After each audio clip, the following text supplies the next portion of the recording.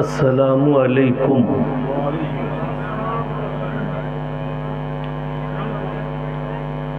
अऊज़ु बिल्लाहि मिनश शैतानिर रजीम।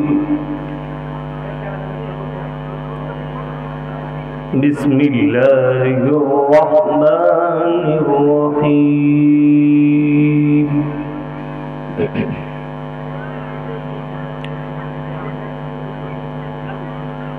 या अय्युहन नासु ज़ुरिबा मसलुन फस्तमिऊ लहु।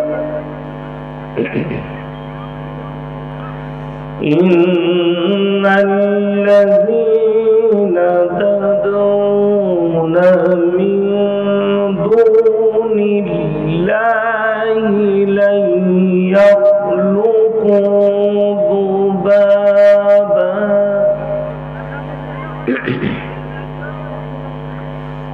लन यख़्लुक़ू ज़ुबाबन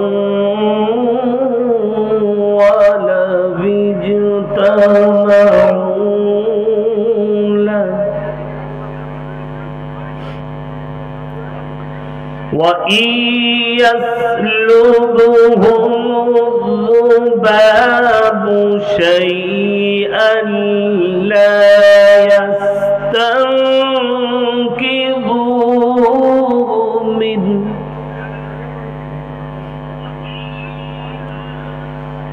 ضعف الطالب والمطلوب।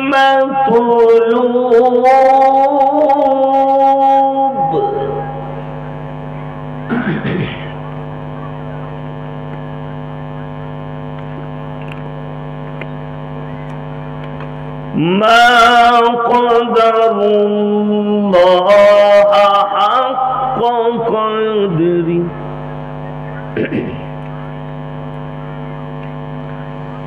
ما قدر الله حق قدره إن الله لقوي عزيز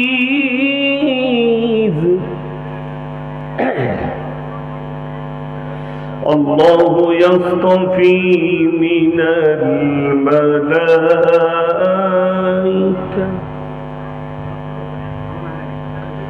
الله يصطفي من الملائكة رسلا ومن الناس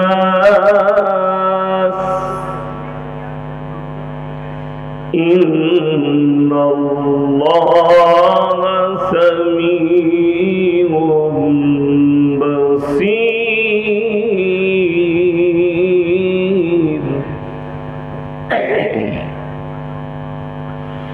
يعلم ما بين أيديهم وما خلفهم وإلى الله ترجع الأمور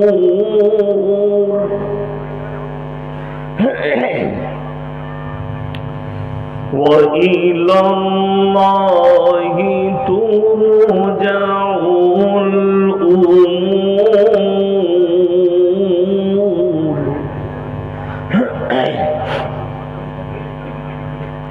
وإلى الله ترجع الأمور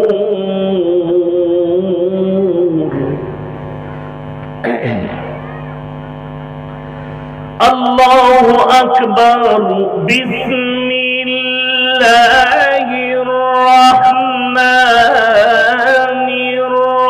الرحيم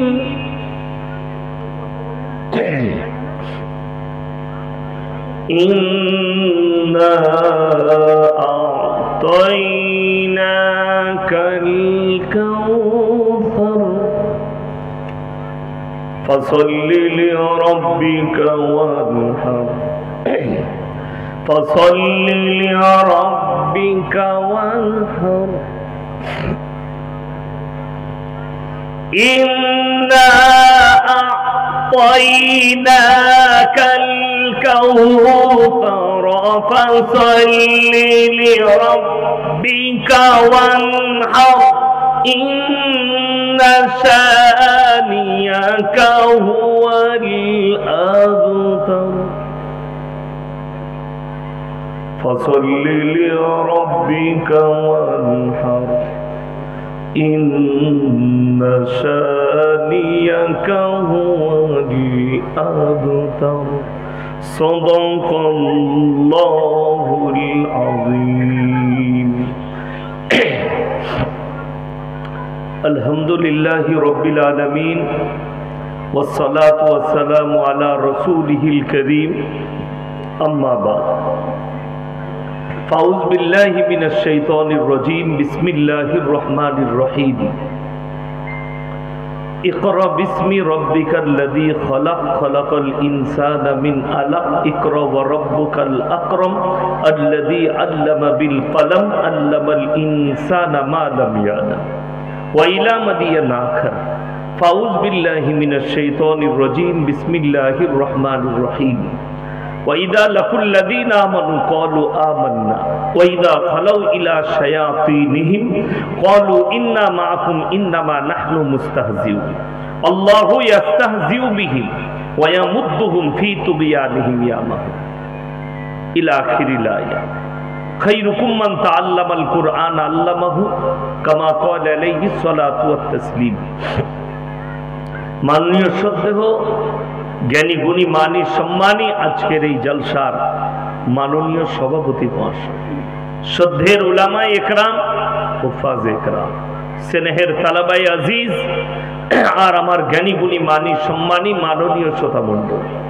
পর্দার অন্তরালে পর্দা নসিব মায়েরা এবং বোনেরা, আল্লাহর বড় দয়া কৃপা ভালোবাসা আমাদের প্রতি, গোটা বিশ্বের প্রতি। সবাই আল্লাহ শুকর আদায় করে হৃদয় থেকে বলি আলহামদুলিল্লাহ। তারপরে পরে বিশ্ব নবী জনাবে মুহাম্মাদুর রাসূলুল্লাহ, সকলে বলুন সাল্লাল্লাহু আলাইহি ওয়াসাল্লাম। তিনার প্রতি শতকোটি দরুদ বর্ষিত হোক, বলুন আমিন সুম্মা আমিন। সবাই একবার দরুদ ইব্রাহিম পাঠ করি। আল্লাহুম্মা সাল্লি আলা মুহাম্মাদিন ওয়া আলা আলি মুহাম্মাদ কামা সাল্লাইতা আলা ইব্রাহিম ওয়া আলা আলি ইব্রাহিম ইন্নাকা হামিদুম মাজিদ। আল্লাহুম্মা বারিক আলা মুহাম্মাদিন ওয়া আলা আলি মুহাম্মাদ কামা বারাকতা আলা ইব্রাহিম ওয়া আলা আলি ইব্রাহিম ইন্নাকা হামিদুম মাজিদ।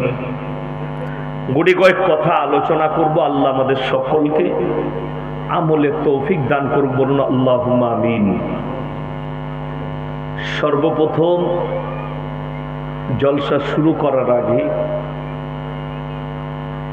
মানুষ এবং আল্লাহ, আল্লাহ যে আমাদের সৃষ্টিকর্তা, আল্লাহ কেমন সৃষ্টিকর্তা, এই যে আলেমদের অবদান এবং সমাজ পরিচালনায় আলেমরা কেমন হওয়া দরকার, ওই সম্পর্কে আলোচনা করব। তার আগে আমি আপনাদেরকে আল্লাহকে চিনাই। দেখুন, পৃথিবীতে যতগুলো মানুষ অতীতে এসছে, বর্তমান, ভবিষ্যৎ যারা আসবে, যত মানুষই আসুক, যে যতই শক্তিশালী হোক, নেতা, মাস্তান, মন্ত্রী, রাজা, বাদশা, যে যেরকমই হোক, আল্লাহর কসম খেয়ে বলছি, আল্লাহ কোরআনে বলেছেন সবাই দুর্বল। ইন্নাল ইনসানা খুলিকা হালুয়া, আমি মানুষকে অসহায় আর দুর্বল সৃষ্টি করেছি, মানুষ সবল নয়। পৃথিবীতে কোরআনে দুজন এমন জালিম বাদশার কথা আছে, যাদের কাছে শুধু সামরিক শক্তি ছিল তা নয়, তাদের কাছে শারীরিক শক্তিও ছিল। নাম্বার এক হচ্ছে ফেরাউন, যার কথা কোরআনে জিকির করা হয়েছে। ফেরাউনের কাছে সামরিক শক্তিও ছিল, শারীরিক শক্তিটাও ছিল। ফেরাউনের কাছে মারাত্মক শক্তি ছিল। এটা আলেম উলামারা বুঝেন, যারা হাদিস কোরআনের বিশারক তারা জানেন। যে কতটা শক্তিশালী ছিল সে শারীরিক দিক দিয়ে। ফেরাউন মিশরের মাটিতে দাঁড়িয়ে এলান করলো তার প্রজাদিকে, আলা রাব্বুকুমুল আলা, আমি তোমাদের রব আর আমি সর্বশ্রেষ্ঠ।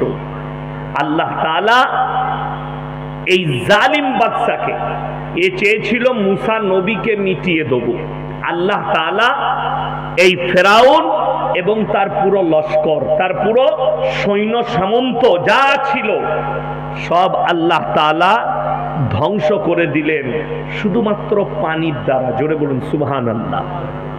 ফেরাউন, আল্লাহ তাকে বেইজ্জতির সঙ্গে মৃত্যু দিলে দাঁড়াতে পারল না। আর একজন বাদশার কথা এসছে, তার নাম হচ্ছে নমরুদ। ইব্রাহিম আলাইহিস সালাতু ওয়াস সালামকে আগুনে নিক্ষেপ করেছিল।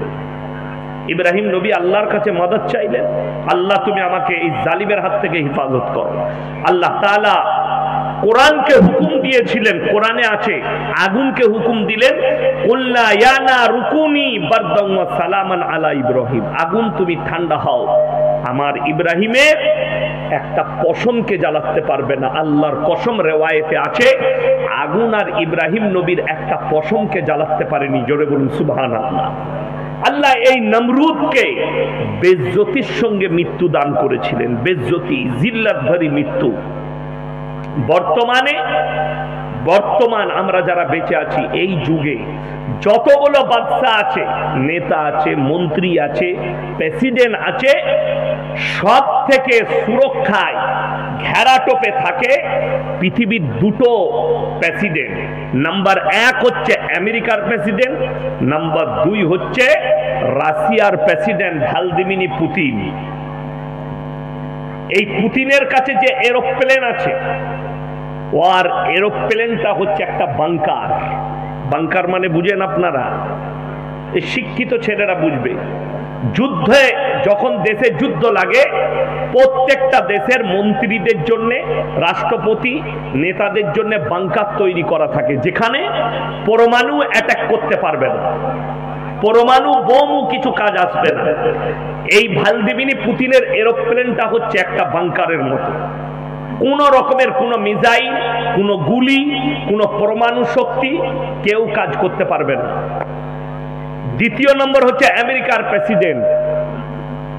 সে যে গাড়িটাই চাপে, সেই গাড়িটা শুধু গাড়ি নয়, ভয়ঙ্কর এক গাড়ি, যেটা পৃথিবীতে কারোর কাছে নেই, শুধুমাত্র আমেরিকার প্রেসিডেন্টের জন্য তৈরি করা হয়েছে।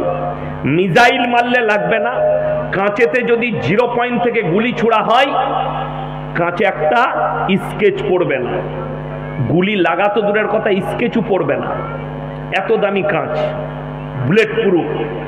শুধু তাই নয়, গাড়িটায় কয়েকটা মিসাইল লেস আছে, কয়েক লাখ গুলি আছে। যে ড্রাইভার আছে, ড্রাইভার গাড়িতে বসে 6 থেকে 7 ঘন্টা যুদ্ধ করতে পারবে। গাড়ির ভেতর থেকেই, বেরোবার প্রয়োজন নাই, খালি সুইচ টিপবে, চারিদিকে যারা থাকবে তাদেরকে ঝাঁঝরা করবে গুলিতে, মিসাইল ছুড়বে, গুলি ছুড়বে। তারপরও আল্লাহর কসম খেয়ে বলছি, এর থেকেও যদি কোনো দামি সুরক্ষা থাকে, সেটাও যদি কেউ নেয়, তারপরও আমার আল্লাহর কাছে দুর্বল। কোথায়? মালাকুল মউত যদি আল্লাহ পাঠায়, কোনো বুলেট প্রুফার কাজে করবে না। জোরে বলুন সুবহানাল্লাহ। তাইলে মানুষ কেউ সবল আছে আল্লাহর কাছে? সব দুর্বল। ইন্নাল ইনসানা খুলিকা হালুয়া, তোমরা আমার কাছে অসহায় আর দুর্বল। একটা মানুষও শক্তিশালী নয়। আল্লাহ কেমন শক্তিশালী? কোরআন, এটা সূরা কাহাফ, একবারই শেষ আয়াতের আগের আয়াত। পৃথিবীতে যতগুলো মানুষ দেখছেন, আমি, ইনি, উনি, রাজা, বাদশা, একটা মানুষও নিজের প্রশংসা করার ক্ষমতা রাখে না। কেউ যদি বলে আমার মতো বক্তা হবে না, জানবেন ওটা মূর্খ বক্তা। কেউ যদি বলে আমার মতো মাস্টার নয়, ওটা মূর্খ মাস্টার। কেউ যদি বলে আমার মতো ডাক্তার নয়, ওটা মূর্খ ডাক্তার। কেউ যদি বলে আমার মতো মৌলবি নয়, ওটা মূর্খ মৌলবি। কেন? নিজের প্রশংসা যে নিজে করে সে মূর্খ। পৃথিবীর একটা মানুষও যোগ্যতা রাখে না যে নিজের প্রশংসা করি। কেন? এখানে আমরা যারা বসে আছি, সকলে বলুন, আমরা আমাদের ইচ্ছায় বেঁচে আছি না আল্লাহর দয়ায়? জোরে বলুন সুবহানাল্লাহ। তাহলে আপনাদের কোনো, আপনার আমার কোনো কৃতিত্ব নাই। এখানে যে আমি কথা বলছি এটা আল্লাহর কৃপা। আল্লাহ আমার জুবান দিয়ে বলাচ্ছেন, এখনই যদি বন্ধ করে দেয় আমি স্টপ হয়ে যাব, ঠিক কি না কথা বলে? ওই জন্য আপনারা যারা বসে আছেন, বেঁচে আছেন, আল্লাহর কৃপায়, আল্লাহর দয়ায় আল্লাহ আপনাকে বাঁচিয়ে রেখেছে। আপনার কোনো কৃতিত্ব নেই, এটা আপনি মাথায় রাখবেন। আগে চলুন আমার বন্ধুগণ। আল্লাহ তাআলা কোরআনে বললেন মানুষকে একমাত্র আল্লাহ তাআলা নিজের প্রশংসা করার যোগ্যতা রাখেন। মানুষের যোগ্যতা কতটা, আমার আল্লাহ সৃষ্টিকর্তা কেমন, আল্লাহ এটা কোরআনে বললেন, মানুষকে মনে পড়ালেন। কুল্লাউ কানাল বাহরু মিদাদাল লিকালিমাতি রাব্বি লানাফিদাল বাহরু ক্বাবলা আন তানফাদা কালিমাতু রাব্বি ওয়ালাউ জিনা বিমিথলিহি মাদাদা। হে আমার নবী, পৃথিবীর মানুষকে বলো, গোটা পৃথিবীতে যতগুলো সমুদ্র আছে সব যদি পানিগুলো কালি করে দিই, আর পৃথিবীর মানুষ যদি আল্লাহর প্রশংসা দেখতে শুরু করে, সব পানি শেষ হয়ে যাবে। আবার আমি অতটাই দেবো, সেটাও শেষ হবে, কিন্তু আমার আল্লাহর প্রশংসা লেখে শেষ করা যাবে না। সকলে জোরে বলুন সুবহানাল্লাহ। আল্লাহর কৃতিত্ব, আল্লাহর বড়াই এটা। এরপর চলুন, আমি আলেমদের অবদান বলেছেন। সর্বপ্রথম আমাকে যে দাওয়াত দিয়েছেন আলেম হিসাবে, ঠিক কিনা কথা বলেন? তো আমার অবদান হচ্ছে আমাকে সমাজকে হক বলতে হবে, নাহলে আল্লাহর কাছে জবাবদিহি করতে হবে না, হবে না? শুনেলেন, আলেম ইমাম যারা আছেন, অনেকজন বলে আজকে এইটা যেটা দিয়েছে আমাকে, যে আপনি আলেমদের কর্তব্য কি? আলেমকে আলেমের কর্তব্য পালন করতে দেননি আপনারা, সমাজ আটকিয়েছে।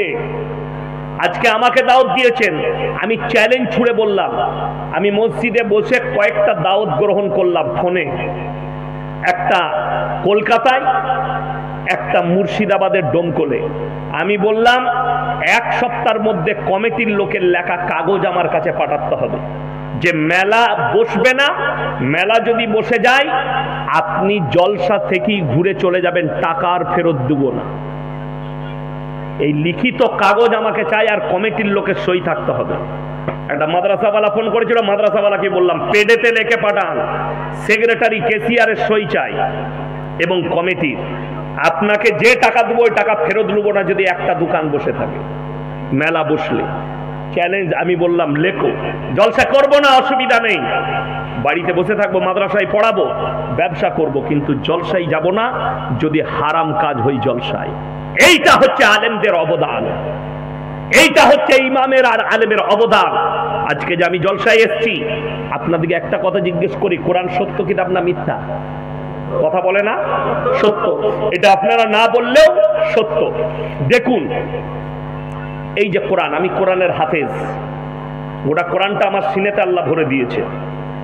আমার বন্ধুগণ, আমার ভাই, কোরআনটা সামনে নামালেন শেখ, কেন? উনি জানেন যে দরকার পড়লে উনি খুলবেন। এই যে কোরআনটা আছে, এখানে দেখুন জলসার ইস্তেহার আছে, এই যে জলসার কাগজ, এই কাগজটা কমিটির লোক ছেপেছে না ছাপেনি? আচ্ছা, এর উপরে লিখতে পেরেছে এরা যে আমাদের লেখার মধ্যে কোনো ভুল নেই? কথা বলেন, লিখতে পারবে কোনো জলসা কমিটি? যদি বলে যে হ্যাঁ ভুল নেই, আমি এখানে কয়েকটা ভুল বার করে দেবো টাইপের মধ্যে, লেখার মধ্যে, ঠিক কিনা কথা বলেন? পারবো। বড় বড় আলেমে দ্বীনরা, শেখ মুশায়েখরা অনেক কিতাব লিখেছেন। একজন, আমার আব্বাজি অনেকগুলো বই লিখেছেন, কিতাব লিখেছেন, কেউ লিখতে পারেনি, আমার লেখার মধ্যে ভুল নেই। কিন্তু আল্লাহর কসম, আল্লাহ কোরআনে সূরা বাকারার প্রথমেই লিখেছেন যালিকাল কিতাবু লা রাইবা ফি, আমার এই কোরআনে বিন্দুমাত্র সন্দেহের কোনো অবকাশ নাই। জোরে বলুন সুবহানাল্লাহ। আপনি বলছেন আলেমদের কর্তব্য কি জানেন? আপনি আলেমকে কর্তব্য পালন করতে দেননি। কেন? একটা ইমাম যখন ইমামতি করতে আসে, তাকে সমাজের লোক প্রশ্ন করে আপনি কোথা থেকে ফারাগাত করেছেন, ঠিক কিনা?